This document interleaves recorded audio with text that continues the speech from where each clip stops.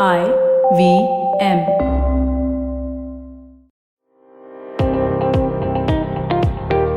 Welcome to All Things Policy, a daily podcast by the Takshashila Institution.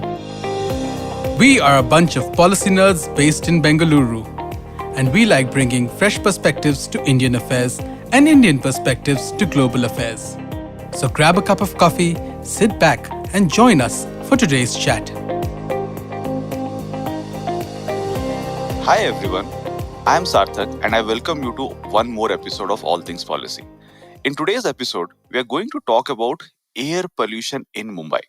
And to discuss this, I have with me a special guest, Shivani Shah. Shivani has over 18 years of professional experience in the sustainability and development space. And she has worked with organizations like Sanctuary Asia, Greenpeace India, Jhatka.org, Industry Foundation. She is a TEDx speaker and has also just completed the PGP program in public policy at Takshashila Institution.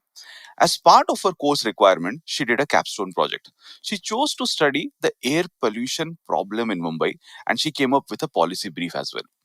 Hi Shivani, welcome to All Things Policy. Hi, good morning. I'm happy to be here. So Shivani, you have chosen to study air pollution in Mumbai. Generally, if you look at the media discourse, the public discourse, generally air pollution is in Delhi is always in the news, and generally the air pollution problem in Delhi gets the attention of the policymakers as well. Now, Mumbai is a city, again, it has not been that much in news when it comes to air pollution. Now, what could be the reason you have chosen to study Mumbai? Why do you think Mumbai needs that much attention? So you're right in that Delhi often gets the attention when it comes to air pollution, and in this case, I mean there is also valid reason. You can see that there is pollution which is palpable, visible, and one of the reasons could be because it is the political capital. So as with all other cases or situations, Delhi tends to get the attention, but it is equally important, I think, for the policy makers, equally critical for them to also look at pollution growing in other parts of the country. So there is enough evidence that the rate at which pollution is growing in other parts of the country is at a much more accelerated rate than in Delhi itself. Now, coming to why I chose, focusing on air pollution in Bombay. So, if you see, Bombay is a coastal city, and which means there is enough sea breeze to, in some sense, blow away the air pollutants that arise from different natural and anthropogenic sources. But despite this being a coastal city, there is very high levels of particulate matter, and we're looking at, in some situations, some of the most dangerous particulate matter like PM 2.5, which is a very small particle and therefore much more dangerous, is much higher in Bombay than even compared to Delhi. And we also know that Bombay is a very, very densely populated city. It has 20 million people, which means the number of people who are exposed to air pollution in Bombay is very, very high. And for some of these reasons, I've decided to sort of focus on the impacts of air pollution in Bombay. Yeah, and if I'm not wrong, in the month of January, there were few days where the air pollution in Mumbai was much more than that of Delhi. You're right, actually. Yeah, in fact, earlier this year, Bombay's air pollution for a couple of days crossed the air pollution levels in Delhi, and it wasn't spoken about as much as it should have. So, like I said, despite natural factors in its favor, that is, it being a coastal city, the economic capital of the country was also staggering in terms of the kind of particulate matter in the air for a number of days on end. Yeah. Yeah, so I mean, it's an interesting thing that you're mentioning that I mean, there are so many people in Delhi. It's one of the most densely packed cities world over. So I would assume that since you have so much pollutants and especially PM 2.5, so it might be having some impact on the health of individuals, right? So many people are in the city, and there is again a high concentration of different kind of pollutants. So, do we have any studies related which basically correlate the air pollution levels with the health outcomes or the health standards, longevity, disease burden? Do we have those kind of studies? And do we have those kind of studies specifically for Mumbai? So, when we're talking about the impact of air pollution on health, there are global studies. In fact, there are 70,000 scientific reports globally which link air pollution and health specifically, which is just really the tip of the proverbial iceberg, so to say, because as you know, there is more and more scientific evidence being thrown up every day to indicate the implications of air pollution on every part of our body. In fact, the exposure of air pollution affects every part of our body, and the impact is so grave. So I mean, air pollution is not new per se in that sense, but because there is growing air pollution from anthropogenic sources, that is man-made sources, there is growing evidence also and scientific research being done to show that and link how it is being connected to directly and indirectly to health. So globally, it is estimated that 8.8 million deaths have been attributed to air pollution, which is much higher than what was earlier thought, and it's higher than HIV, tuberculosis, and malaria put together. So it is really a public health emergency, so to say, and there is an impact. The higher impact is usually on the more vulnerable sections of society, which is the poorer, because their nutrition levels are lower, their exposure is higher because they're outdoors more often. And vulnerable sections of society also include, for example, the pregnant women, children and babies, and the elderly. And the impact on them is much, much higher. So it is, for example, estimated to account for 18% of preterm births. So even before a baby is born, the impact is Mhm. sort of there on at the neonatal stage, which is really telling. And there is some evidence of when you're talking about the scientific research specifically for Bombay, but much more needs to be done in terms of specific correlations between the air pollution and impact of health in Bombay, especially.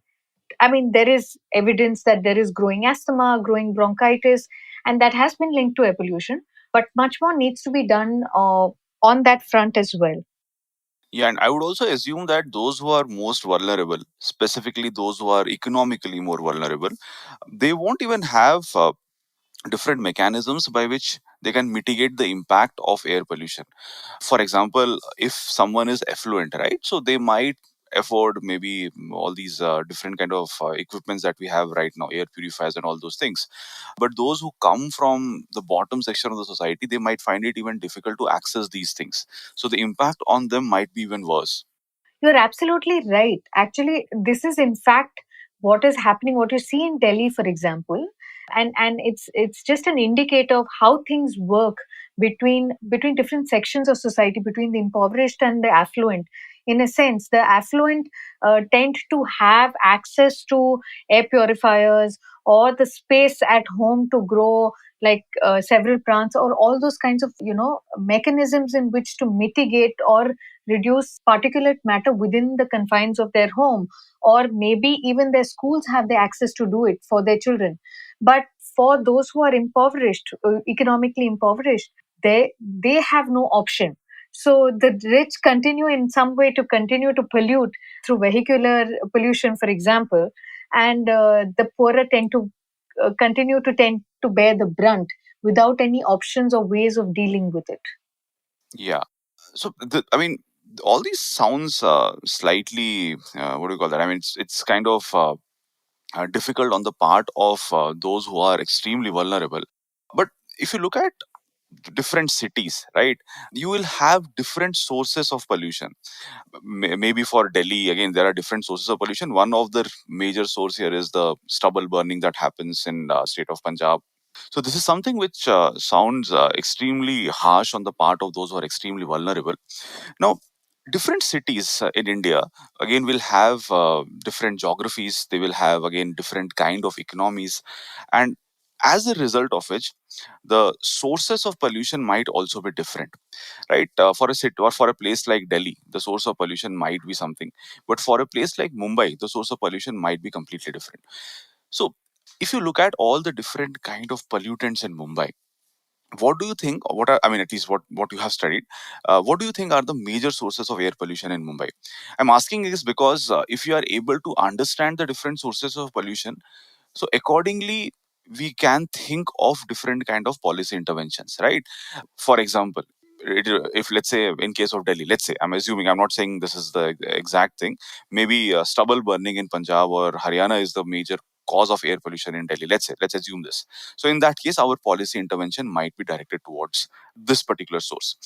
So in case of Mumbai, what are some of these major sources that you were able to analyze, that you were able to research, and can we categorize them, or can we have I mean, can we put them in certain buckets so that it will be easy for us to go ahead with some policy solution?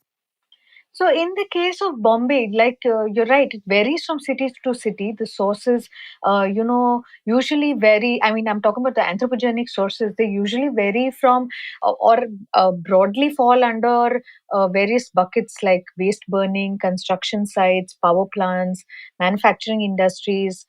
For some cities, it's forest fires. Like it is, for some part of the year, it is for Delhi, it is stubble burning, vehicles, construction activities. So these usually tend to form some of the key anthropogenic sources. And of course, in the rural parts or the suburban parts, there is also cooking stubs which contribute largely to air pollution. In the case of Bombay, there are some apportionment studies which have been done over a period of time, and the Central Pollution Control Board has also directed NEERI and IIT to conduct specific apportionment studies for Bombay for this specific reason that you mentioned. That is, that so that you get a sense of what are the key sources of pollution, then therefore you know how to tackle or what are the areas you need to focus on. And from some of the research that has been done in the past, there is indicative data which shows that, in addition to transboundary pollution, I mean, sort of particles which come across the sea and sea salt, which you can do little about. In terms of the city's own sources, vehicles and industrial pollution seem to be on the higher end. Okay. And those are the key sources. I mean, there is a construction and demolition related particles as well. But on the higher side, from the data that is available, it seems to be that vehicular exhaust and industrial pollution are on the higher side.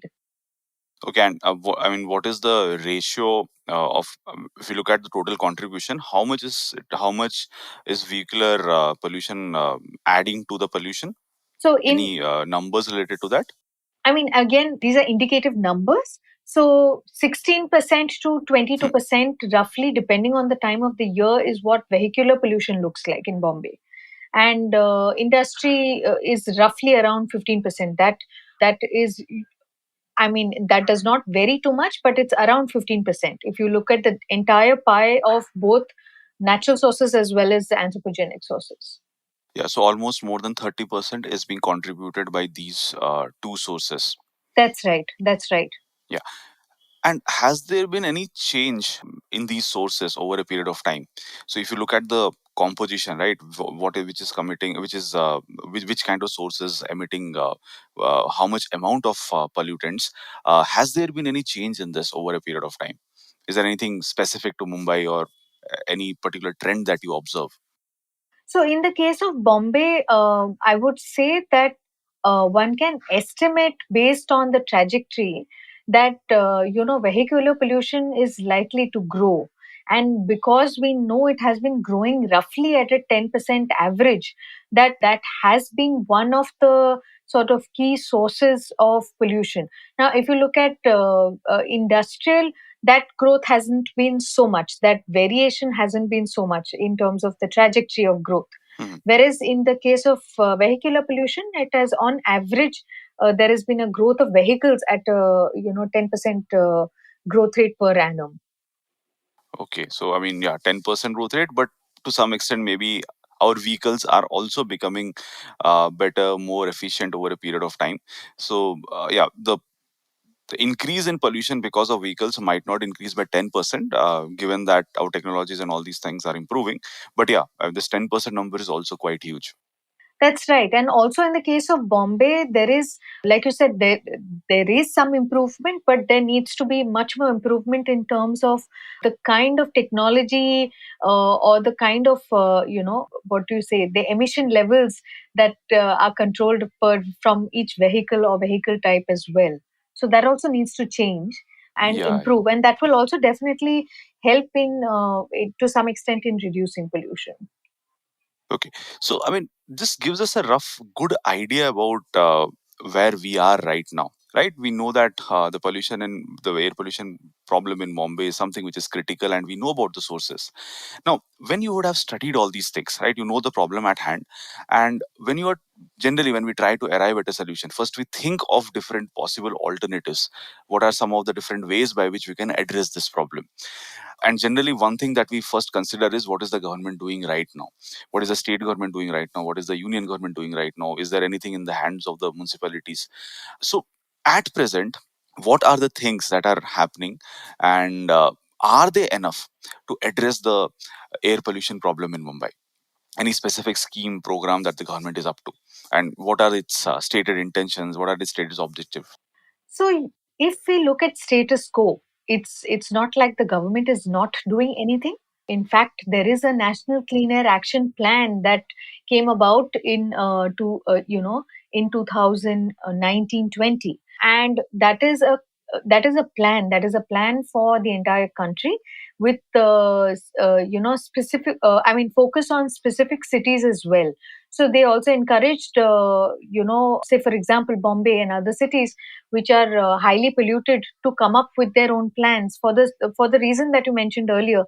Each region, each geographical region and city will have its own sources of pollution and a different sort of strategy or way of dealing with it. So Bombay is if we go by that plan, which doesn't have a legal mandate, and that's one of the concerns, and even if it did everything as per that plan, then it will still continue to remain one of the 16 non-compliant cities. So if Bombay has to really bring down the air pollution levels, then it has to stretch its goals to about 60%. Whereas currently it's only looking to reduce air pollution by around 20 to 30%.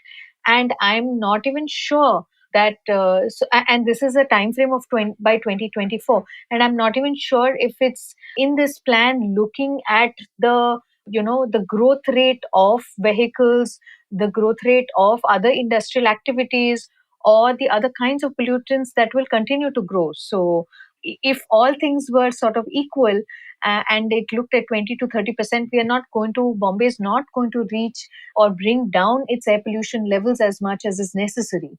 And one of the things that the Maharashtra Pollution Control Board has done is put out another exhaustive plan, which again, one of the biggest gaps is that it lacks a legal mandate or clear targets. So it's something that it looks exhaustive and it looks good on paper, but it won't deliver until there is a legal mandate, until there is a clear focus and there are clear targets. And even that plan is exhaustive in terms of it's spread over too many departments and has very little budget. So it's really spread too thin to achieve anything concrete. So, what you're saying is they have a plan in place that we need to do these things, but they have not fixed accountability. Who is going to do what? Part of it is that, but like I said, part of it is also that it is trying to achieve too many things without clear targets or any real legal mandate. Okay, okay. And do we have the capacity for achieving all these things? And what are some of the points that they mention under these actionable plan that they're talking about? What kind of interventions are included under this? Some of it includes improving transportation, some of it includes reducing polluting vehicles, for instance, and improving mobility, reducing industrial pollution. So they're looking at, for example, the Trombay plant in Bombay, which contributes, to some extent to Bombay's pollution. They're looking at making it natural gas plant because it already sort of has improved technology in terms of a thermal power plant. Mhm. And the next step could be a transition plan. But again, like I said, it's not very, very clear geographically for this state and specifically for Bombay either.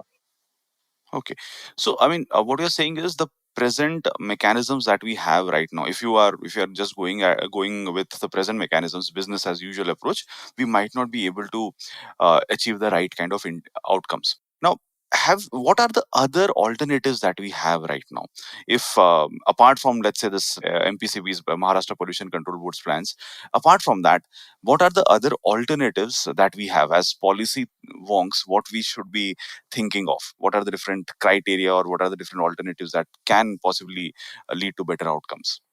So, I mean, like I said, air pollution is not new and it's not specific to Huh. Bombay, which, or a specific geography per se. It varies from region to region. And, there is global knowledge in terms of how different cities or different polluted cities have sort of tried to deal with it.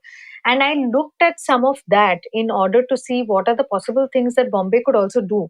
And some of those things included, increasing green cover, providing information. Interestingly, is one of the ways in which we can act according to the pollution. We can increase the solar capacity of the city in order to reduce our dependence on thermal power plants.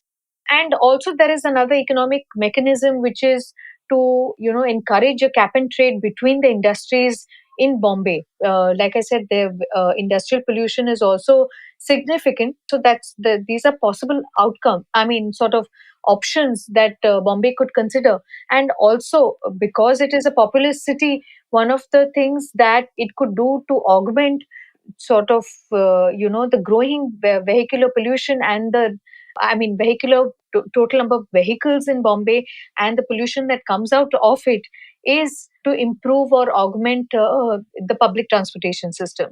So these are various ways in which we can look at, or these are the different options we can consider when tackling air pollution in Bombay is concerned. Each of them have their own pros and cons, which I can talk to a little bit as well, you know and Yeah, so I mean, these are all interesting bunch of recommendations, but yeah, I mean, all of them will. I mean, you would have evaluated all of these things, right? I mean, some will have their own positives, some will have their own negatives. So, for example, Bombay is one of those places where we can think of increasing green cover, and somewhere I read that it is one of those metros which has the least amount of green cover. But how do you do all these things? How do you increase green cover? Is it something that the government will be doing, or is it something that the government will incentivize private players to do? How do you do that?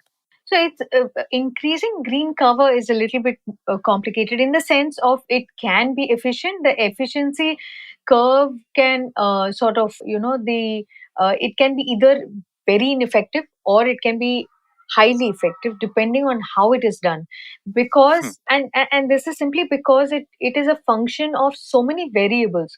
So you're talking of, even if say Bombay planted another 50 lakh trees, which is what it would ideally need according to WHO guidelines of green cover for cities, even if you actually planted those 50 lakh trees, it's also a function of the efficiency of trees varies from tree to tree. Like you're talking about species, the kind of leaves, the canopy size, the seasonality, the direction of the wind, even the age of the tree. So if you plant a tree today, for example, even if you plant 50 lakh trees today, it's not that from today it's going to give you 100%, it's going to absorb all the air pollutants in the city, because a tree, the older it is, the more it's going to be able to be effective in terms of managing the pollutants, in terms of actually capturing those particles. Of course, trees have a much wider, or what should you say, it has a much higher scope in terms of the other impacts it also has. Like it will definitely improve the microclimate. It will sort of definitely change the biodiversity of the city, no doubt, and it will improve even the mental health of people in the city. That has many fallout, positive fallout effects. But if you look at it purely from the perspective of cutting down emissions or reducing air pollution, then trees are less effective than, I would say, cutting down emissions at source. Yeah, but yeah, they seem to be more sustainable in the long run. But when it comes to the immediate impact, we might not see a massive impact. That's right, which is why I think that it should be on the cards. And in terms of how you asked, like whether it can be between private players and the BMC, I think it's also a function of where that space is available. For a city like Bombay, which practically has no space, and you have your neighbors leaning into each other's homes, there is absolutely no Yeah. space. In that kind of situation, to find space itself is a bit challenging, and it could be between schools, for example, private and government schools, or institutions, or other kinds of public spaces that have to be identified. And the mechanism can be identified between private players as well as the local government, in order to see how it can be planned out, and it can how it can be done, and how it can be incentivized between private players as well. Yeah, this was the next recommendation that you had. I mean, next suggestion that you mentioned, that maybe providing information can be helpful. So I was reading a paper, NBER paper. So there they had talked about China's experience about providing information.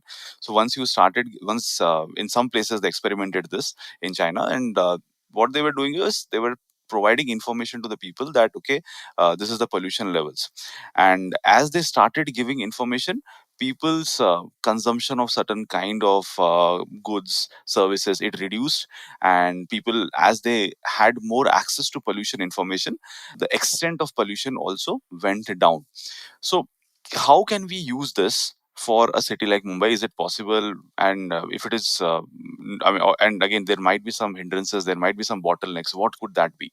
So, at the face of it, it seems like providing information may not do anything. Yeah, But I think I know the paper you're referring to, where in yeah, China they were able to see, people changing their behavior. So they chose to go to the market at a different time, or not step out at a certain hour of the day if the pollution levels were high, and changing their response to pollution, or it changed how people chose to work from home, or even as simple thing like wear a mask. And it is said to have, I think if I remember right, it is, it caused a 7% change in the way people in China, in that particular region, responded to air pollution, and brought down the impact by 7%. Not change in behavior, but the change in yeah. impact was by about 7%, and the impact was on health specifically. Now, this can easily be done in Bombay. We're talking about, at critical points. If the information is provided at schools, colleges, hospitals, I'm talking where vulnerable populations are there, or clinics like maternity clinics, for example, or signals, or railway stations, or it could be even like the way we give the weather for the day. It can even be included in newspapers or on radio, say maybe 3 times a day, or something like that, which makes it easier for people to know, okay, there is pollution in my area or at this point of time in the day, and I can choose to either wear a mask or not step out if it's not a critical piece of, a critical activity that I need to step out for, or delay that. And that can also have a positive outcome in terms of health. Now, the challenge with a city like Bombay is the disparity between the impoverished and the well to do. And maybe a smaller section of society can benefit from that. Those who can work from home.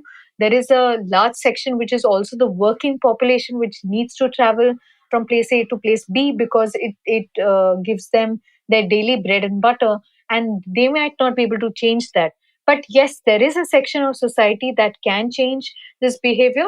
But even if I assume that that section is a larger section of society, and people could, a larger population could change their behavior, I think it's also depends on how that information is given. Is it given in complex Yes, terms? Is it given in, like, if it's given in visual terms, like graphical terms, that is easy to sort of consume and understand, then that also makes a big difference. I think they tried something like this in Delhi, in some sections of Delhi, but I'm not sure how effective that has been in terms of actually changing behavior, and therefore changing the impact on health, so to say. So if we look at the way China did it, or the way Delhi did it, there could be lessons in terms of simple ways in which this can be provided at critical points in time. In fact, it's not an expensive exercise. air pollution data is already being gathered by the government and by various private sort of players or even organizations. And if it is done effectively, at least to some extent, it might be effective. Yeah.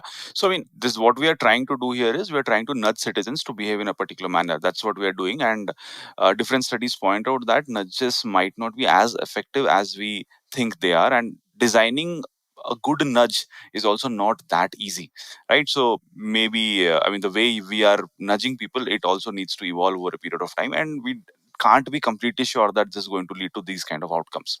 So apart from providing information, two more things that you talk about is maybe we can focus on solar energy, and also you talk about encouraging cap and trade between industries in Mumbai. So how they can possibly have an impact? So, in terms of when I'm talking about increasing the solar capacity in Bombay, there is an understanding. There was a study done by IIT to get a sense of what is the rooftop capacity for solar for a city like Bombay, and taking into account again a range of variables, which is seasonality or the angle of the roof or the efficiency of the solar panel, that and renewable energy could sort of potentially provide 15 to 20% of the city's requirement, and that is taking into account a 2% growth rate in energy demand. So it could account for 15 to 20% of the city's energy requirement, which is not small. And when we shift to a renewable source like solar, you're automatically reducing your dependence on thermal power plants. So that is the assumption that I have taken, while looking at this alternative as well.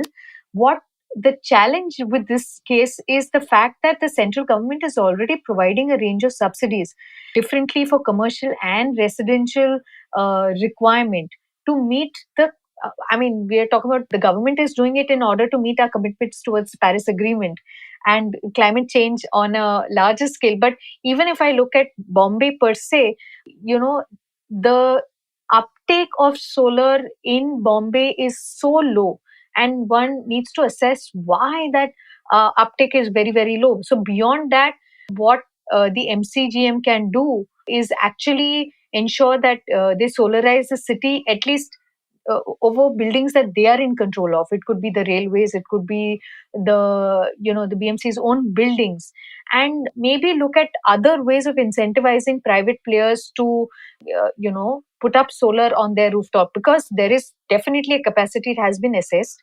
Maharashtra is in fact, and Bombay is one of the cities which gets sunlight for a larger part of the year, and we should definitely capitalize on that. But the challenge, like I said, there are already subsidies being provided by the central government, but it's not being taken up by private players as much as it should be. Okay. So, in terms of cap and trade, like I said, at some point, that when we're looking at the thermal power plant, it is estimated to be responsible for about 22% of the pollution in Bombay. And this thermal power plant, which is the one at Trombay, is already using, what should I say, updated technology in terms of FDG, that is reducing the sulfur pollutions that are being emitted into the atmosphere.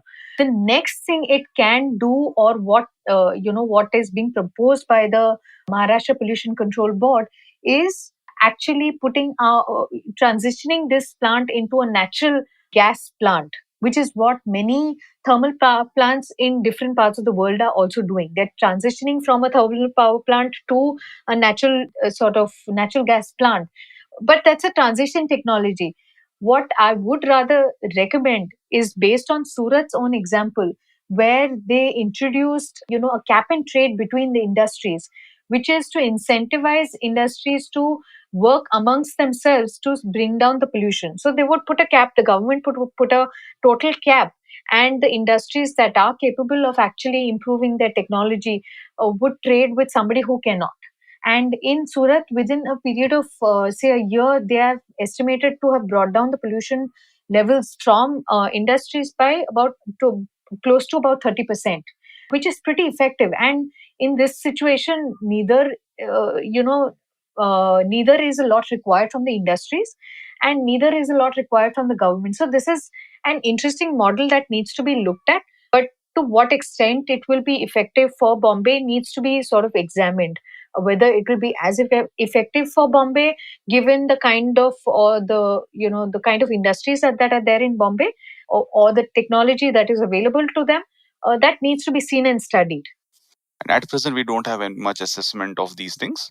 uh, at present there isn't much assessment of these things, except for this example in Surat, which is in fact one of the only examples of a cap and trade in the space of air pollution in the world.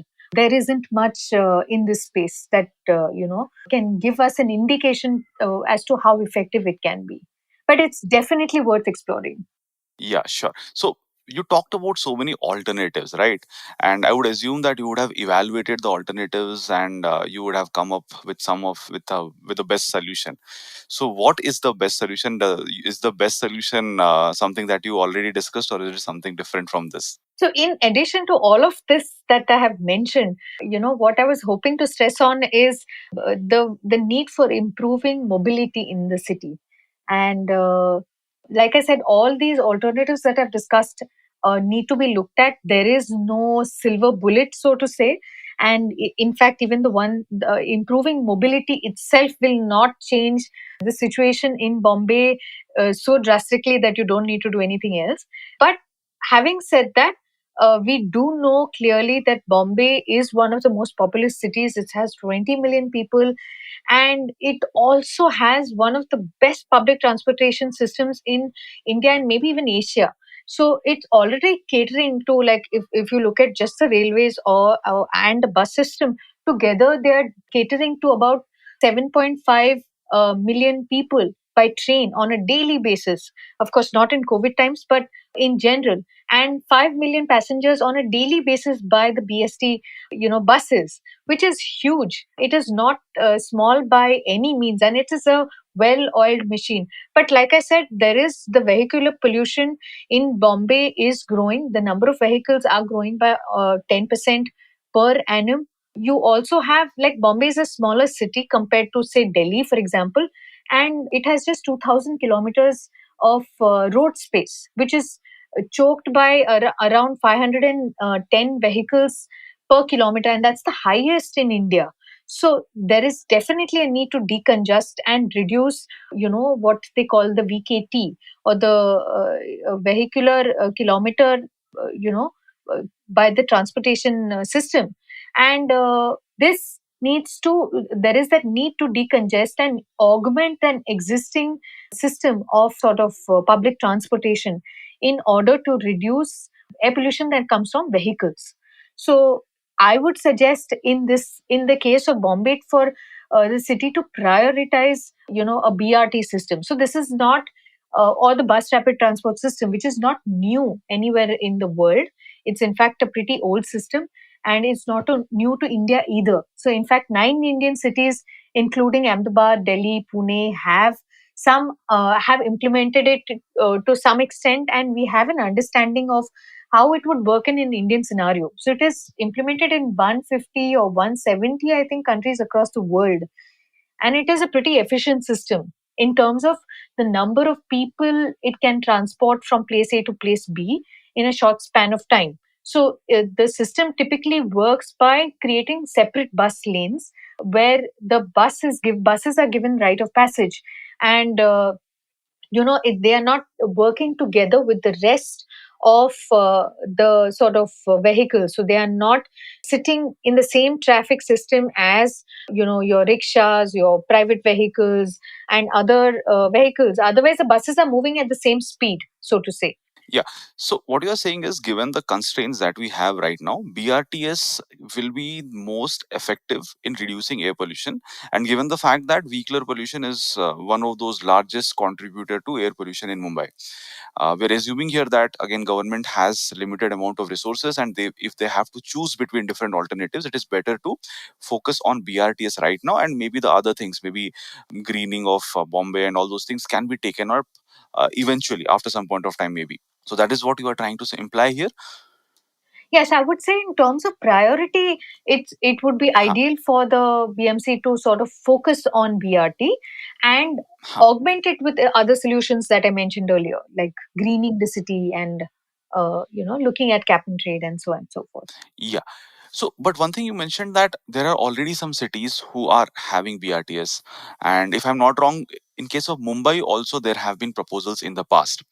So, given that other cities have done it, so we will be having, all these best practices and all. We will have that knowledge repository. We will have the skills. At the same time, there have been proposals in Bombay as well. Why it has not been implemented, despite all these things that have happened in the past? It's difficult to get a sense of why it has not been sort of implemented, but you're right in that it's not new, like I said, either globally or to India, and it has been first considered in Bombay in 2003. In fact, there are multiple times that these plans have resurfaced. In fact, up until 2015-16, there have been discussions which keep coming up in the papers that talk about the need for BRT in Bombay, and different proposal in terms of looking at various routes depending on where there is a priority requirement. But in terms of why it has not been implemented despite being on the cards since 2003 is sort of difficult to gauge. Yeah, I was asking this because if you are able to understand this dimension, right, maybe we can work on it, or at least these are the things that can be solved so that we can get our intended outcomes. So basically, the problem of air pollution in Mumbai is kind of a difficult problem to solve. But what we can understand here is mobility, or prioritizing mobility can be one of those solutions. And we have had some experiences from India as well. And then there are so many global experiences. Maybe we can look at some of these experiences. We can get some best practices from there, and maybe we can, again, push for a particular policy solution. So, Shivan, would you like to add something to it? I think, in terms of looking at the BRTS system, I think it's high time it's prioritized for a city like Bombay for the reasons that I mentioned, that, the per kilometer vehicular density is very, very high for Bombay. And also there is a growing population which requires that augmented, so to say, public transportation system. But I did a rough of back of the envelope calculation, and we can actually bring down the pollution by roughly 7 to 10%, which is not small, across the city if we have a robust BRTS system in place.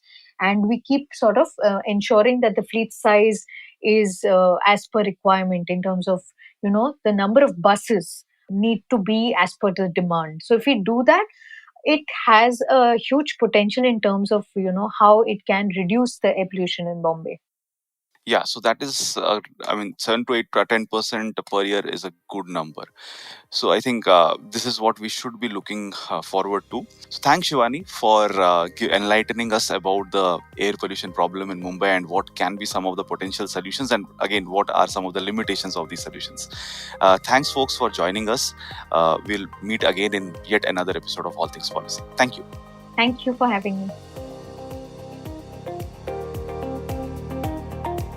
If you liked our show, don't forget to check out other interesting podcasts on the IVM network. You can tune into them on the IVM Podcast app, ivmpodcast.com, or wherever you listen to your podcasts. You can also follow IVM on social media. The handle is @IVM Podcasts on Twitter, Facebook, and Instagram.